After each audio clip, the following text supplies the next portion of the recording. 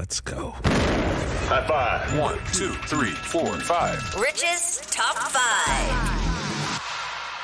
All right, well, we start off. Give me the music. I want to hear it all the way over across the pond. Yes. I need to hear the music. Yes. Thank you so much. Thank you.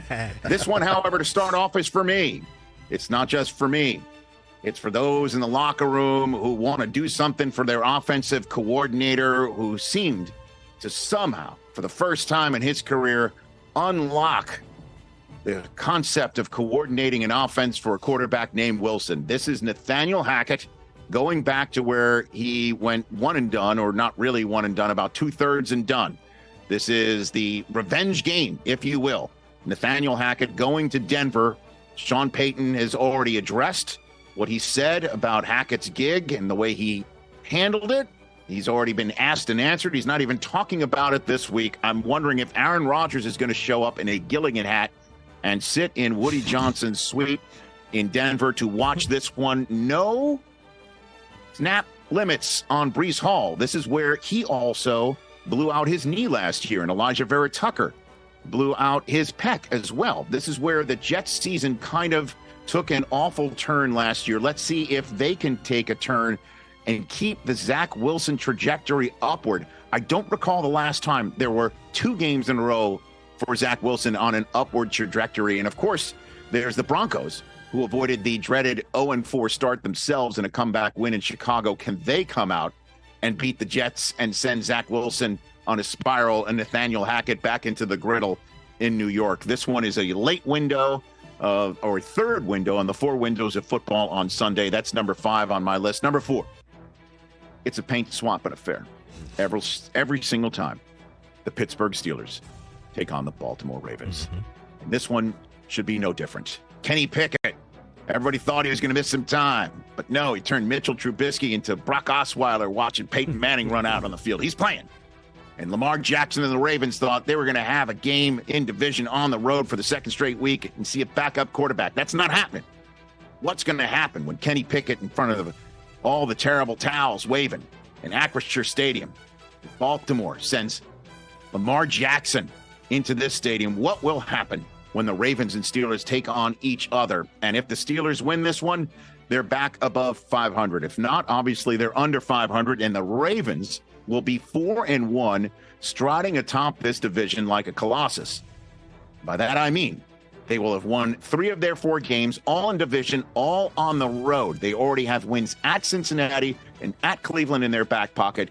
Can they punch their ticket with an at Steelers win as well before coming over here? I'm calling their Week 6 game here in London at Tottenham, Ravens versus Titans. That's number 4 on the list. Number 3, there is an I in Rich and Eisen. So, number 3 on the list is the game I'm calling. It's the game I'm calling, and I'm not hyping this up just because David Spade, he considers London games. Let me tune in for the last 15 seconds of Jaguars football. That's what he said the other day. This one, however, is extremely compelling. It is Jacksonville versus Buffalo, as Trevor Lawrence returns to the site of his first career win. Yes, it was in 2021 with Urban Meyer, the week after Urban didn't go home with the team from Cincinnati, out here in London, winning a game in Tottenham Hotspur Stadium where this takes place. It is Josh Allen's first career trip to London in his life. He said the only time he's ever been in Europe before was at the 2019 Monaco Grand Prix. So you, TJ, fancy. And Josh Allen have something in common, hanging in Monaco together with some fancy people. And the Bills come into this game, one of the most red-hot teams in the history of football. What do I mean by that? Just to show you off, I've been doing some research on my downtime here for this game. Look at you. This team, I'm telling you. Hold on. I've got my board here just to show off that I took notes, and I got. Oh, we have a Stacey Dale's whiteboard. What do we have? Whoa! No, this is my board right here. Boards. I got you. I want to read the stat. I've written it down. I'm ready to throw it out during the game. Here we go. They are just the 6th team in National Football League history with 135 or more points and fewer than 60 allowed in their first 4 games. The Buffalo Bills are that 6th team. The previous 5 teams all went to the Super Bowl. The last team to do it were the 16-0 regular season 2007 New England Patriots. That's how hot the Buffalo Bills have started, despite obviously having lost the first game to the Jets. I'm looking forward to Jaguars, who are the first ever team to play back-to-back games in London. The Bills arrived just this morning at 7 a.m. They might be jet lagged. This is the way they handled it. Jacksonville's been here all week. I can't wait to see game number 2 because I'm calling it with Kurt Warner and Jamie Erdahl at 9:30 Eastern time on NFL Network. Number 2 is just up the road from you guys. You betcha. You betcha the Eagles and Rams are fascinating to me. Yes, they are number 2 on this list. Can the Eagles go on the road all the way across the country and take on a Rams team that may be having Cooper Kupp back out there? Puka Nacua, fresh off his first career touchdown on a walk-off fashion in Indianapolis. This Eagles defense has been susceptible to the pass. Matthew Stafford and the Rams look to be coming up with the old chunk play after chunk play with the pass. Aaron Donald is going to be the one human being that will end this brotherly shove nonsense by himself.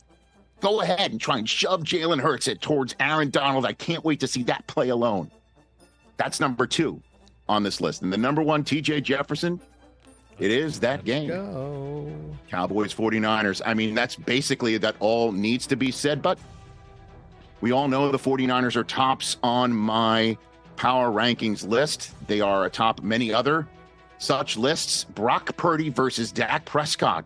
Yes, I'm looking forward to seeing that matchup, even though they're not on the field together. Micah Parsons versus, obviously, Brock Purdy and Christian McCaffrey and the rest of that offense. And then let's see what Nick Bosa can affect with the rest of his defense against Dak coming off of that big game, embarrassing New England. This is a game that is a measuring stick for Dallas. Is this year going to be different or not? What a tiebreak this would have for the Cowboys to have in their back pocket against the 49ers for the rest of this season.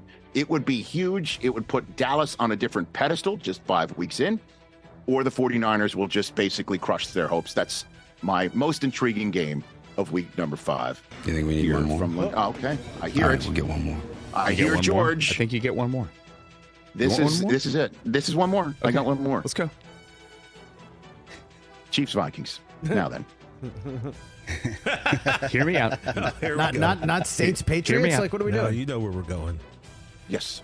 Vikings are 1-3. They need it. Can they shock the Chiefs right here? Can they beat the Chiefs? And the Chiefs, coming to Minnesota, just want to keep on keeping on. But I think, Chris, this one's for you. I know how you feel about the Telsey relationship. I know how you feel about Travis. I know how you feel about Taylor Swift. If she shows up to Minnesota, this thing's real. This thing's real. This thing is real. Okay? The first one, she went to see Travis in his house. She went to go see what Travis is like in his Kansas City digs. Sure. Travis said, come on out to Arrowhead. I've seen you perform in Arrowhead. You should see me perform in Arrowhead. And he spoke it into existence. The New York one's a no-brainer. She's probably got a place there in New York. I think she does. She lives in New York. It's on got Cornelia Street. That's what I'm saying. This is that. Now that's creepy. But other than that, Out here there, makes Andrew. sense. She's in New York, and again, to your point, Yeah. Chris, she's got a movie coming out. It's great for her to be seen in New York, the media capital of the world. Fact. I get it. He shows up to Minnesota. This thing's real. See, Now, I think she does it. I think she could do it. She could do a whole Prince tie-in. She can go to Paisley Park. could do- Rich, she you've can been do there all of that. at That's US fine. Bank. There's all that great Prince all good. artwork in the suite if she- level. I think there's a play. Let me just say this. If she doesn't show up, it doesn't mean it's not real. But if she shows up, it's real. That's my most intriguing games for week number 5. I think she can All get the way there. from London. She flies private. Like I said during the break, I told Chris, it's not like she she's can get waiting anywhere. for her boarding group to get called on Delta. She can wake up Sunday morning and hop on the plane, and she could be there. And Yeah, why she wouldn't can you go want to to- be there to support your boyfriend? It's what it's Why about. wouldn't you? It's called love. It's called love. It's called It true is. love. It's right And he- here. And don't you doubt it. Don't you doubt it. Catch the Rich Eisen Show every single day on the Roku channel, 12 to 3 Eastern, for free.